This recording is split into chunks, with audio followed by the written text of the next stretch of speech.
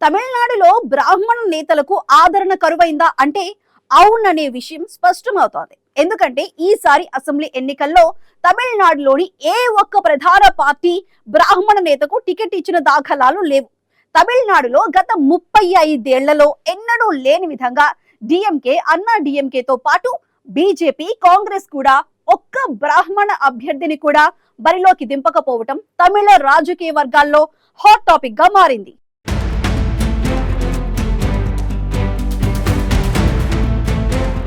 Tamil Nadu assembly ఎన్నికల్లో ఈసారి గతంలో కంటే తీవ్రమైన పోటీ కనిపిస్తోంది. గతంలో కేవలం డిఎంకే, అన్నా డిఎంకే కూటముల మధ్యనే పోటీ ఉంటుండగా ఈసారి మాత్రం కొత్త పార్టీల ఎంట్రీతో రాజకీయ సమీకరణాలు మారిపోయాయి. తమిళనాడు రాజకీయాల్లో 2026 అసెంబ్లీ ఎన్నికలు ఒక చారిత్రక పరిణామానికి వేదికయ్యాయి. గత 35 ఏళ్లలో ఎన్నడూ లేని విధంగా తమిళనాడులోని ప్రధాన రాజకీయ పార్టీలైన డిఎంకే, అన్నా డిఎంకేతో పాటు జాతీయ పార్టీలైన బీజేపీ, కాంగ్రెస్ కూడా ఒక్క బ్రాహ్మణ అభ్యర్థిని కూడా టికెట్ కేటాయించలేదు.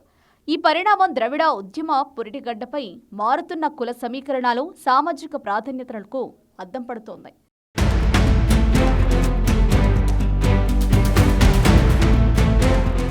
అన్నా డిఎంకే అధినేత్రి జయలలిత స్వయంగా బ్రాహ్మణ సామాజిక వర్గానికి చెందిన వ్యక్తి కావడంతో ఆమె హయాంలో పార్టీలో ఆ వర్గానికి ప్రాధాన్యత ఉండేది. ఎన్జీఆర్ కాలం నుంచి హెచ్బి హండే వంటి నేతలు మంత్రివర్గంలో కీలక పాత్ర పోషించేవారు. అయితే జయలలిత మరణం తర్వాత అన్నా డిఎంకేలో తేవర్ గౌండర్ వంటి ఓబీసీ సామాజిక వర్గాల ఆధిపత్యం పెరిగింది. 2021లో మైలాపురం నుంచి ఆర్ నటరాజ్ను బరిలోకి దింపిన అన్నా డిఎంకే ఈసారి పూర్తిగా ఆ వర్గాన్ని పక్కన పెట్టడం రాజకీయ వర్గాలను సైతం ఆశ్చర్యపరిచింది. సాధారణంగా బ్రాహ్మణ సామాజిక వర్గం తమ సహజ మిత్రపక్షమని భావించే బీజేపీ కూడా ఈ ఎన్నికల్లో ఏ ఒక్క బ్రాహ్మణ నేతకు టికెట్ ఇవ్వలేదు.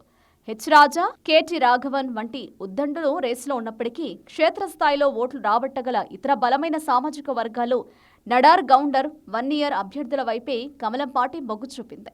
ద్రవిడ పార్టీల బ్రాహ్మణ వ్యతిరేక ముద్ర నుంచి బయటపడి బహుజన పార్టీగా ఎదిగేందుకు బీజేపీ ఈ నిర్ణయాన్ని తీసుకున్నట్లు రాజకీయ విశ్లేషకులు భావిస్తున్నారు.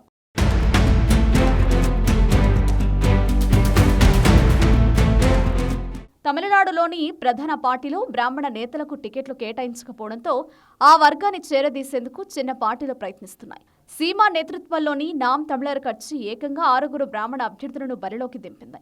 బ్రాహ్మణులు కూడా తమిళులే అనే నినాదంతో సీమాన్ కొత్త ప్రయోగానికి తెరలేపారు. అలాగే నటుడు విజయ్ నేతృత్వంలోని తమిళగ వెట్రి కళగం కూడా మైలాపూర్, శ్రీరంగం వంటి నియోజకవర్గాల్లో 2 బ్రాహ్మణ అభ్యర్థులను నిలబెట్టి తాము అందరి పార్టీ అని చాటుకునే ప్రయత్నం చేస్తోంది.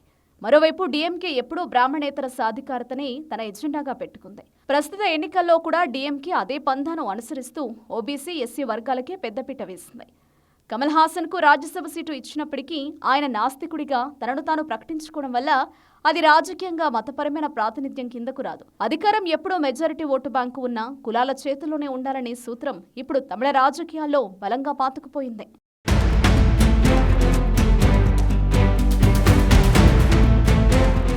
తమిళనాడులో ఒకప్పుడు బ్యూరోక్రసీ, విద్య, రాజకీయాల్లో బ్రాహ్మణులది పైచేయిగా ఉండేది. కానీ గత 3 దశాబ్దాలుగా రిజర్వేషన్లు, ద్రవిడ సిద్ధాంత ప్రభావంతో బ్రాహ్మణుల రాజకీయ ప్రాతినిధ్యం క్రమంగా తగ్గుతూ వచ్చింది. కేవలం 3% జనాభా ఉన్న బ్రాహ్మణ వర్గం ఇప్పుడు ఓటు బ్యాంకు రాజకీయాల్లో తమ ప్రభావాన్ని కోల్పోయింది.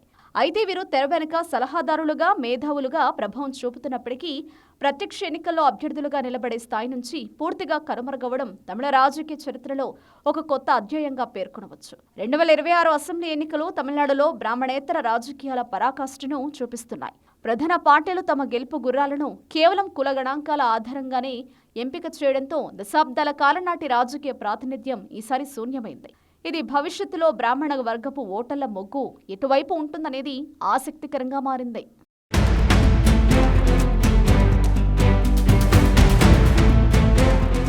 గత 3 దశాబ్దాలుగా రిజర్వేషన్లు, ద్రవిడ సిద్ధాంత ప్రభావంతో బ్రాహ్మణుల రాజకీయ ప్రాతినిధ్యం క్రమంగా తగ్గుతూ వచ్చింది.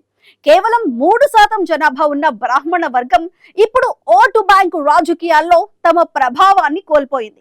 అందుకే ఈసారి బ్రాహ్మణ నేతలకు కనీసం ఒక్క సీటు కూడా కేటాయించకపోవటం రాజకీయ వర్గాల్లో చర్చనీయాంశంగా మారింది.